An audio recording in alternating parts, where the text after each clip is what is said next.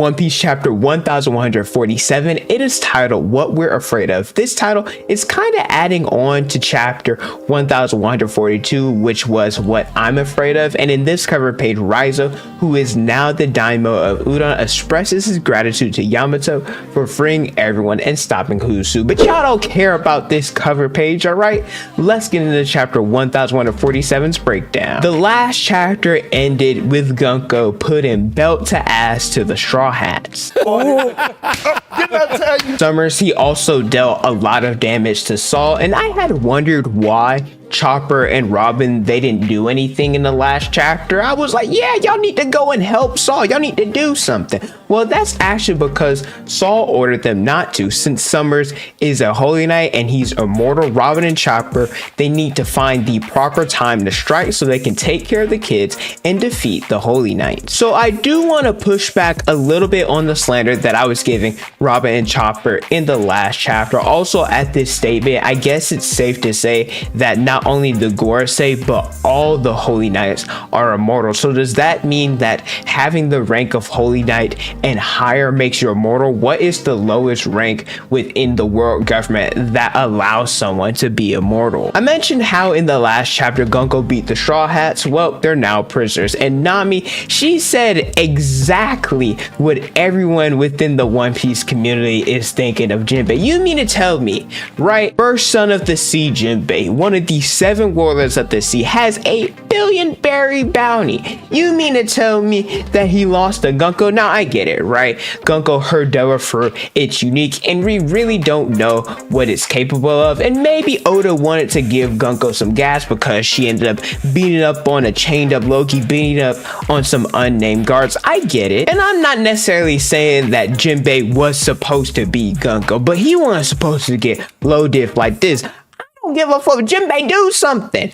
Do something. I look at Jinbei a little bit differently now because I'm disappointed. We all know the strength order, right? That it was Luffy, Zoro, Sanji, and then Jinbei. I don't know. After this chapter, Jinbei, I'm not sure. This was also basically the crew that took on Big Mom during Whole Cake Island if you swap Chopper for Usopp. And so this was a hunger paying Big Mom. So she was definitely not holding back. And I wonder, hey, does that mean that Gunko stronger than Big Mom? Some nasty agendas are going to be pushed depending on how this arc goes. While Nami was flaming Jinbei, and rightfully so, right? He freaking sucked so far in this arc.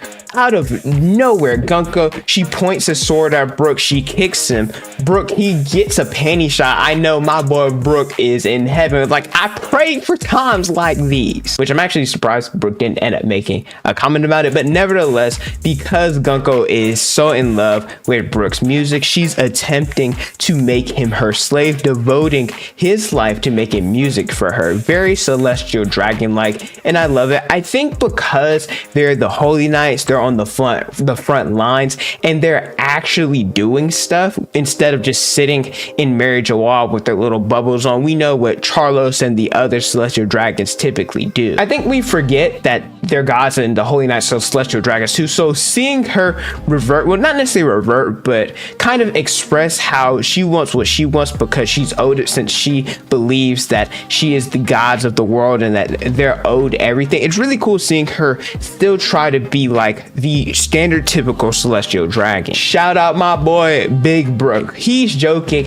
like 99% of the time, but the 1% that he's serious, it turns Brook into a top 3 Straw Hat for sure. We saw it at Whole Cake Island, and we see it here at Elbaph, because Brook states that Luffy gave him a second chance at life, and because of this, he has loyalty to Straw Hat Luffy alone, and he'd rather choose death than to serve someone other than Luffy. Whenever the Straw Hats showcase their loyalty for Luffy and that they're willing to die for what Luffy believes in and helping him achieve his goals, those are some of the top tier moments in One Piece. And obviously Gunko, she's not a fan of this response, and she ended up kicking Brook, who, like I said, getting a panty shot. He's probably in freaking heaven. We also saw a panel of Gunko clutching at what appears to be her chest, maybe her heart. I wonder if this is because she actually felt bad about kicking an artist that she loved, but at the same time, the celestial dragons, they don't have hearts, so that's something that we should probably monitor as the arc progresses. But if you guys enjoyed regular One Piece content and you're enjoying the video, let me know by leaving a like, subscribing to the channel, and hitting the notification bell so you guys never miss out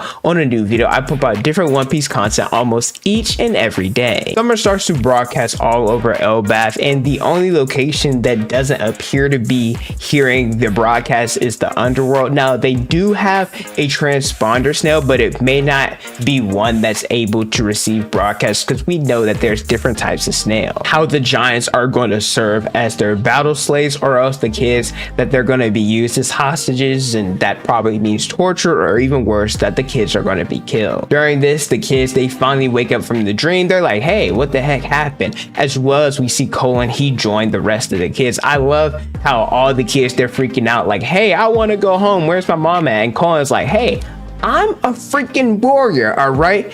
I got power. You better stand behind me. And he was brave. He definitely was brave in the beginning. But when everybody called out to Collun when monsters appear, shoot, Collun pooped his pants just like everyone else. And I don't blame him.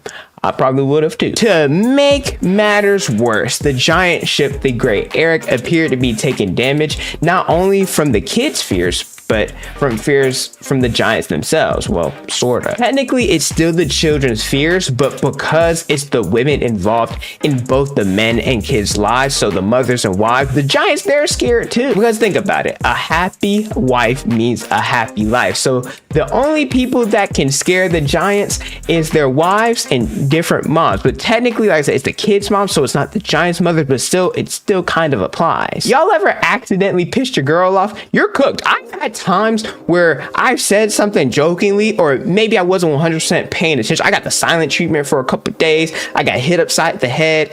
I got abused. All right, or let me not say that. Let me not say that on YouTube. But still, it was not fun having to deal with an unhappy significant other. Same with your mom. Y'all, I know every single one of us as kids, we were tasked with taking the meat out the freezer, right? Mom's at work. She left a note, sent a text message, hey, take the food out the freezer. We get back from school or something, and instead of doing that, we go play a game. We go outside. All of a sudden, boom, it's 5 o'clock. You're like, I forgot to take the food out the freezer. You run down there, you try to put water under it in the sink. You're like, oh shoot, maybe you even try to use the microwave. All of a sudden you hear that door open, you look at her, she looks at you, and it's freaking beating time because you're cooked. So yeah, moms are scary, wives are scary. But back to Summers, he's listing all the kids who have been kidnapped because yes, it affects Elbaph, but it affects the parents of the children specifically. Now, I'm not going to list every single kid because, well, who cares? But there are some kids that